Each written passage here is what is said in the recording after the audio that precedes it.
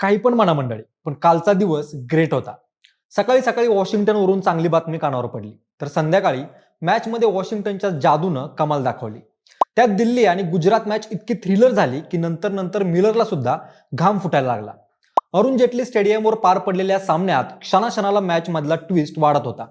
पण शेवटी ज्या पद्धतीनं दिल्लीचा 1 धावेनं पराभव झाला, त्यानं क्रिकेट विश्वात एका नव्या चर्चेला तोंड फुटलेलं आहे.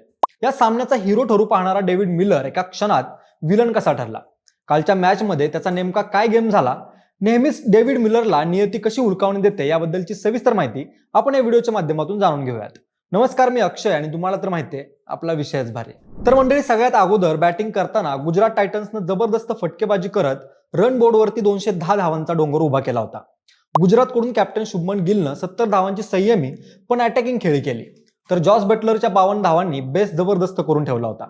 त्यानंतर शेवटच्या ओव्हर्समध्ये वॉशिंग्टन सुंदरनं केलेल्या 55 धावांच्या तडाखेबाज फटकेबाजीमुळे दिल्लीच्या गोलंदाजांची दाणादाण उडाली होती. 211 धावांचं हे लक्ष्य दिल्लीसाठी सोपं नव्हतं, पण के एल राहुलनं 92 धावांची वादळी खेळी करत दिल्लीला विजयाच्या दारात आणून ठेवलं होतं. त्यानंतर हा सामना अशा वळणावरती आला होता जिथं दिल्लीचा विजय निश्चित वाटत होता, पण शेवटच्या ओव्हरमध्ये कृष्णाच्या अचूक टप्प्यानं सामन्याचं चित्र पालटलं. दिल्लीला विजयासाठी शेवटच्या ओव्हरमध्ये 13 धावांची गरज होती आणि क्रीजवर होता किलर मिलर. मिलरनं 19व्या षटकात सिराजला चोपून काढल्यामुळे दिल्लीचा आत्मविश्वास ढगात पोहोचला होता. तर प्रसिद्ध कृष्णानं टाकलेल्या शेवटच्या ओव्हरमध्ये पहिल्या 4 चेंडूवर धावा आल्या खऱ्या, पण 5व्या चेंडूवर जे घडलं ते दिल्लीच्या चाहत्यांना वर्षानुवर्षे सलत राहील. 5व्या बॉलवर दिल्लीला विजयासाठी 2 चेंडूत फक्त 2 धावा हव्या होत्या. प्रसिद्ध कृष्णानं एक अनएक्सपेक्टेड बाउन्सर टाकला जो मिलरच्या डोक्यावरून गेला.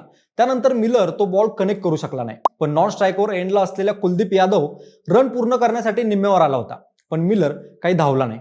जर त्यावेळेस मिलर पळाला असता तर किमान धावसंख्या बरोबरीत आली असती आणि मॅच सुपर ओव्हरमध्ये गेली असती. पण इथंच मिलरचा ओव्हर कॉन्फिडन्स त्याला नडला.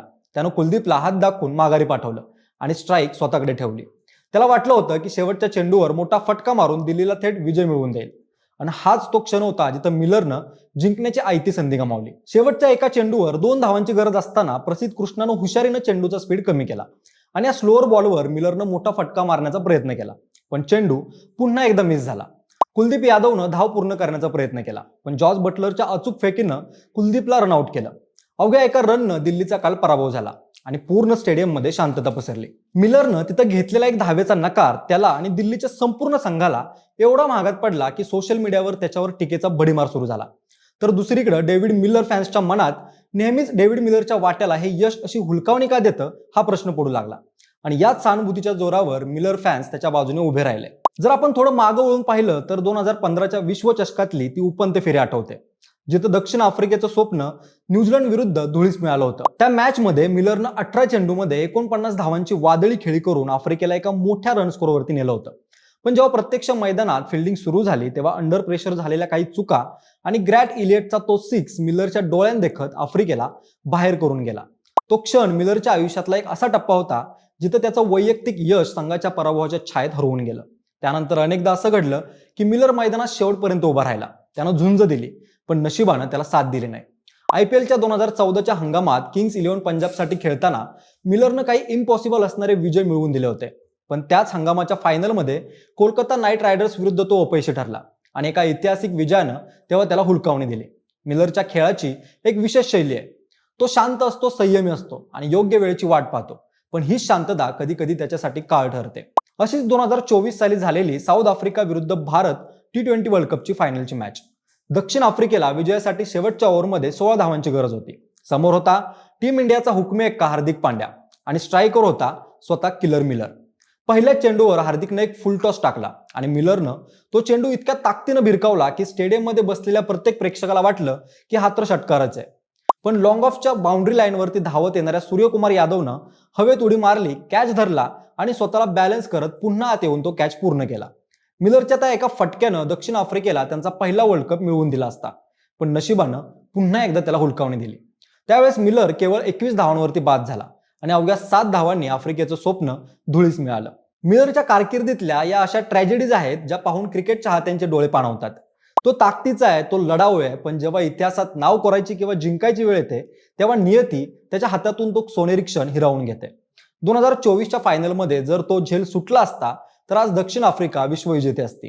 मिलरच्या आयुष्यातले ते 5-7 सेकंद आणि सूर्यानं घेतलेला तो झेल, या दोन्ही गोष्टी एकाच नाण्याच्या दोन बाजू आहेत. एकासाठी ते यशाचं शिखर ठरलं तर दुसऱ्यासाठी कधीही न विसरता येणारं दुःख. त्याचबरोबर गुजरात टायटन्ससाठी खेळतानाही अनेक वेळा असं झालंय की मिलरनं सामना शेवटच्या ओव्हरपर्यंत नेला, पण तिथं जाऊन त्याची बॅट शांत झाली. 2024 आणि 2025च्या काही महत्वाच्या लीग सामन्यांमध्येही मिलरनं स्ट्राईक आपल्याकडे ठेवण्याचा मोह धरला होता, ज्यामुळं रन्स वाढत गेले आणि शेवटी दबाव हाताबाहेर गेला. कालच्या सामन्यात त्यानं घेतलेला तो एक धावेचा नकार म्हणजे त्याच्या याच स्वभावाचा भाग होता. त्याला वाटलं होतं की तो एकटा किल्ला लढवेल, पण क्रिकेटमध्ये वैयक्तिक अहंकार जेव्हा सांघिक गणिताच्या आड येतो तेव्हा निकाल नेहमीच असाच चटका लावून जाणार असतो. कुलदीप यादव जो धाव घेण्यासाठी ओरडत होता, त्याच्या डोळ्यात तो विजय स्पष्ट दिसत होता, पण मिलरच्या डोळ्यावर स्वतःच्या सामर्थ्याचा पडदा होता. अशा कित्येक मॅचेस आहेत जिथं मिलरनं शेवटच्या चेंडूवर 6 मारण्याचा प्रयत्न केला आणि तो बाउंड्री लाईनवर पकडला गेला. जेव्हा जेव्हा त्याला असं वाटतं की मीच हे करू शकतो, तेव्हा तेव्हा यश त्याच्या हातातून निसटतं. दक्षिण आफ्रिकेच्या अनेक T20 मालिकांमध्ये मिलरनं एकट्यानं संघर्ष केलेला आहे, पण समोरच्या बाजूला योग्य साथ न मिळाल्यानं किंवा स्वतः चुकीचा निर्णय घेतल्यामुळे तो फिनिशिंग लाईन पार करू शकलेला नाहीये. त्याची शोकांतिका आहे की ज्याला फिनिशरचा टॅग मिळालेला आहे त्यालाच अनेकदा स्वतःच्या चुकांमुळे फिनिशिंग करण्यात अडथळे येतात. क्रिकेटचा इतिहास फक्त आकडेवारीचा नसतो, तो अशा भावनांचा आणि गमावलेल्या संधीचा सुद्धा असतो. मिलरनं काल केलेली चूक आता त्याच्या कारकिर्दीच्या त्या यादीत जमा झालेली आहे, जिथं यश हुलकावणी देऊन गेलं आणि मागे उरला फक्त एक पश्चाताप. एखाद्या अनुभवी योद्ध्यानं रणांगणावर तलवार चालवावी पण शेवटच्या क्षणी मॅन रिकामी राहावी, तसंच काहीसं मिलरच्या बाबतीत पुन्हा पुन्हा घडतंय. ही मालिका आता कुठं थांबणार की मिलर पुन्हा एकदा यातून सावरून स्वतःला सिद्ध करणार, हे येणारा काळच ठरवेल. पण सध्या तरी क्रिकेट रसिकांच्या मनात त्याच्याबद्दलची सहानुभूती नेहमीच बळावून येते, हे नक्की आहे.